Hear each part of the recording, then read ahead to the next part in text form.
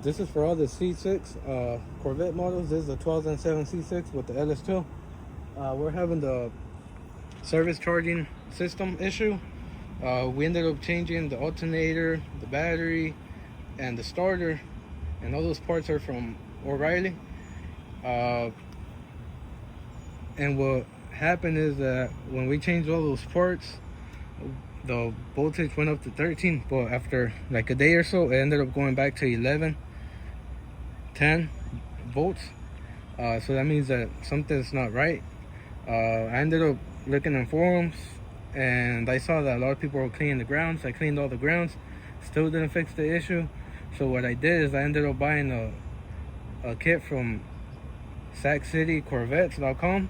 I'll put the link of the item that I bought from them, and I'll also show you guys what I did to potentially fix the service charging system light from keep coming on, and now my car stays at 13 to 14 volts. So what I did is so this is the kit I ended up buying from Sac City Corvette. I saw online that it could improve or help. It comes with this block. It goes next to the fuse box. I'll show you where it goes. It comes with these cables. It comes with some zip ties, and it comes with some hardware to replace the old one that you have. It has instructions on how to install it, and the price was like $140, $150 with shipping and everything. They have installation instructions here. You just press here, and then you can read through all this, and it tells you how to do it, or you can just go step by step with the pictures that they show you. So for instance, I'm gonna show you how to somewhat install it, because I already installed it and I wanted to test it out before I made a video about it. But to begin the process, all you need to do is once you have the kit, it should take you like 30-40 minutes if you take your time, probably longer, but it's not that hard to do. Just take your time, follow the steps. You don't need to even take it to another shop or anything. This is the block, and then it has 3 cables. It has they're all numbered. They put numbers on the terminals. It even tells you in their instructions that all the terminals have numbers. So based on the instructions that they give you,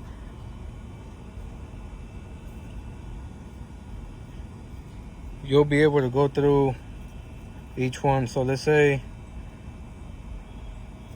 we start with the block being here. You get the longest cable that they have out of those 3, and you'll end up running that cable. You can run it however you want. You can just run it through here, you can run it through the back, or you could run it however you want. But what I did is I got the longest cable, and I ran it from here.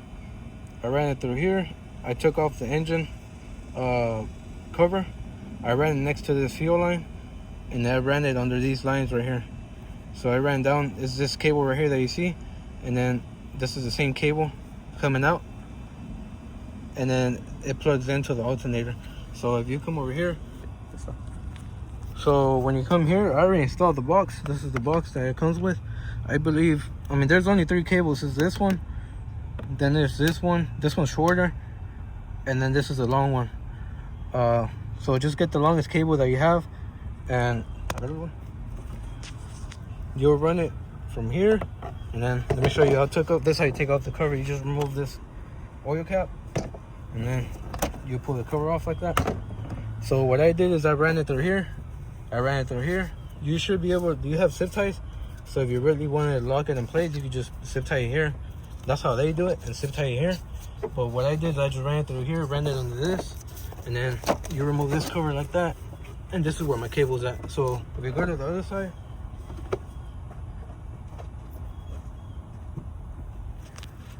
coming to this side, that's where the cable's at, right here.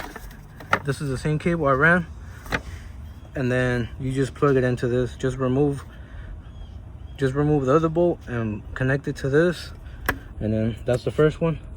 And then the next one, it's going to be, go back to this side. Everything's on instructions. If you want to go picture by picture, and it's all numbered, just put your cap back on so nothing goes in there. Next one will be this is the second one. There's only 2, the long one and then the second one. And then what you'll do is just get the cable, and they show you, it has a number. They have a number where the marker, I don't know what number this is, but it'll show you on the pictures what number goes where. The second cable, positive, goes to the positive terminal, just here. And they give you hardware so you could change it to a new one. And then next up, the third one is this one on the side. So this is how it looks. And then it's better if you do this without the battery on first, because you're gonna have to remove the plate, or it'll be easier to get to the ground from the bottom, but I'll explain that in a second. This is the next cable. You just open up the fuse box and then you just plug it in right here. And then I can't remember what number this was, but that cable goes from the side, so it shouldn't be hard. This is the box, this cable comes to the side, and then it just goes here. And then next up, the easiest thing for you to do is remove the battery. Well, you should have done this in the first place, but just remove the battery. Once you remove the battery, you see this bolt right here. You'll remove it. It's like a 13 or a 14. And then from there, there's 4 more bolts at the bottom of this plate. It's a size 13. Just remove those 4 bolts. It's not that hard. Just pull the plate out. It's just to make it easier for you, because what you're gonna have to end up doing is getting to this terminal down here. This is a ground down here. And that ground, you're gonna connect it from here, and you're gonna have to run this ground around, and it's gonna be this one right here going to your ground. So this wire goes from the ground all the way down through this plate and onto that. And then while you're at it, just get a brush and brush them off, just so you can clean where your grounds are connecting, so it can be metal to metal. And then just put back just push the plate back on there, put the 4 bolts that go under the plate, and then put this bolt back on there, and then that should be it for that. You should be able to put the battery back in there. But if you're having issues putting the battery back in there, just remove this cover, and it should be enough room to clear the battery going back in. And then to put it back on there, it just snaps back on there. It's not that hard. And then from there, going back onto the last terminal. This is on your passenger side. If you see, there's numbers right here. There's actually, this is the thing that goes on there. All you got to do is remove this out, and then they provide you with this bolt. And all you got to do is put this ground, I think it was 6, 7. It's numbered. They're all numbered. You put it here, and you put this bolt on there. It's like a size 16 or 17. And then this one runs from here. This is a wire, and I just ran it under these wires, and it goes right here. And then from there, that's about it. You just put this bolt back in there. You put the wires, make sure nothing's hidden. This one, I just put a zip tie under so it could be holding. Because if you don't do that, it gets close to this, and it will burn it up, or it can damage it. So it's here holding. Once you're done with that, basically all you do is just put back your covers. You just remove this back, the oil cap, just set it in place, and then just put this one back, and then do the same for the other one. The other one should just not pop back in there, and that should cover it. And then once you're done with it, we just make sure you check everything, double check that everything's plugged in. And then this is the result I get. And I drove this car for 2 days now, and that's how my voltage stays at. It's staying at 14. Sometimes when I turn on the AC, it goes up, but it goes down to 13, but it's pretty normal. Because whenever back then I would turn on the AC and start the car, it will go down to like 10 or 11 volts. And then if you check here, it's at 14 volts with the AC on, so that's not bad. That's actually pretty good. And keep in mind, I ran my battery like this for 2 weeks, so my battery might be low.